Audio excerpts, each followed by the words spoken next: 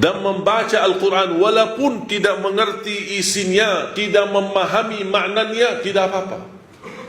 Tetap dapat setiap satu huruf 10 kebaikan. Jadi kalau jemaah sekalian membaca, tak faham sama sekali, hanya baca saja, tetap mendapatkan setiap satu huruf 10 kebaikan. Alif lam mim bukan satu huruf, alif satu huruf, lam satu huruf, mim satu huruf. Satu huruf satu kebaikan dilipatkan 10 kali lipat menjadi 10 kebaikan. Rugi kita diberikan kesempatan yang mulia seperti ini. Mana ada amal atau bacaan sebuah kitab atau apa saja kita hadis pun belum tentu dapat 10 kebaikan. Hanya Al-Quran satu huruf, bukan saat satu kali baca dapat 10 kali lipat, dia menghitungkan berhurufnya, kita mendapatkan 10 kali lipat. Sayang sekali jemaah sekalian berhari-hari lewat tidak baca Al-Quran, sedangkan fasilitas dan kemudahan ada di tangan kita. Tak bisa baca Al-Quran karena alasannya masih buta huruf atau berbata-bata. Jangan khawatir, ada berita gembira di hadis yang diriwayatkan Imam Muslim. Rasulullah SAW bersabda, "Walladhi yaqra'ul Qur'ana wa yatata'ta'u fihi wa huwa 'alaihi syaq lahu ajran." Barang siapa yang membaca Al-Quran dan dia mendapatkan kesusahan sambil berbata-bata dalam bacaannya, apa dapatnya? Apakah dosa karena berbata-bata? Kesulitan dalam membaca, apakah itu dosa? Kata Rasulullah SAW, tidak, itu 2 pahala. Falahu ajran. 1 pahala karena dia mau membaca, 1 lagi karena kesusahan dan kesulitan yang dia hadapi saat membaca. Mohon maaf, tidak bisa baca sama sekali, alhamdulillah masih bisa simak, dengar. Sambil naik motor, sambil kita menjalani tugas di kantor, atau kita kemana saja pergi, alhamdulillah sekarang fasilitas mudah. Dengan HP kita bisa kita dengar murattal, sambil kita khatam 30 juz walaupun tidak mengerti isinya, mendapatkan keberkahan. 1 ayat kalau kita jaga setiap habis salat fardu dan ketika mau tidur, sebagaimana bersabda Rasulullah SAW, "Man qara'a ayat al-kursi dubura kulli salatin laysa bainahu wa bainal jannati illa yamut." Barang siapa yang membaca ayat kursi setiap habis salat fardu, dijamin menjadi ahli surga.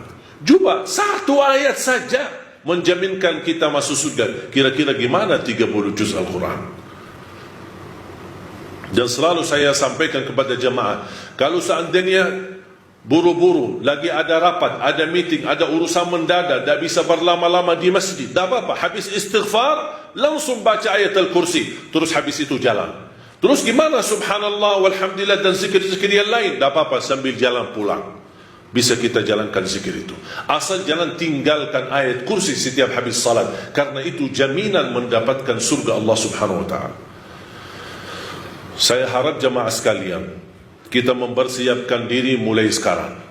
Jangan menunggu Ramadan yang datang, karena belum tentu bertemu Ramadan. Tidak ada yang punya jaminan punya umur sampai bulan suci Ramadan. Makanya saya harap, kalau tidak bisa 1 juz dalam 1 hari, minimal mulai harimu baca Al-Quran, tutupi harimu dengan membaca Al-Quran.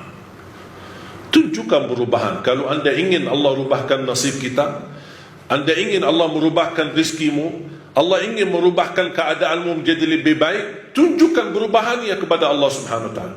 Tunjukkan perubahan yang luar biasa, akan dapat anugerah yang luar biasa. Tapi jangan kita menjadi hamba biasa-biasa saja, tapi minta sama Allah yang luar biasa. Itu tidak adil. Oleh karena itu jemaah sekalian, mari kita minimal mulai harimu baca Quran semampunya. 1 ayat, 2 ayat, 1 halaman, apa yang anda mampu tunjukkan. Begitu habis subuh, sebelum beraktivitas, sebelum jalan ke kantor atau kemana, kita baca Al-Quran. Begitu pulang, sudah mau tidur, siap-siap, sebelum tidur ambil air wudu dan baca Al-Quran. Habis itu tidur. Semoga di antara kita memulai hari kita baca Quran, tutupi hari kita baca Al-Quran, semoga di antaranya kita mendapatkan keberkahan oleh Allah Subhanahu wa ta'ala. Berkah terjamin. Saya belajar dari ibu saya, setiap hari tidak pernah lewat pasti khatam suratul Baqarah. Setiap hari. Karena Rasulullah SAW bersabda, "Alaikum bi suratil Baqarah, fa inna akhdaha barakah wa tarkuha hasrah wa la tastati'uha al-batalah." Ambillah suratul Baqarah, jagalah suratul Baqarah. Barang siapa yang membawa suratul Baqarah, sesungguhnya dia telah membawa keberkahan. Dan barang siapa yang meninggalkan suratul Baqarah, kata Rasulullah SAW, akan menyesal. Kira-kira mau mendapatkan keberkahan atau membawa penyesalan? Kalau kita merasa diri gagal menjadi ahlul Quran atau menghafal Al-Quran, mohon dengan sangat, jangan gagalkan anakmu menjadi penghafal Al-Quran. Saya kagumi dan terkejut ketika melihat anak-anak hafiz Indonesia, rata-rata dari orang tua yang awam, orang tua yang buta huruf, orang tua petani, orang tua yang tidak punya kemampuan.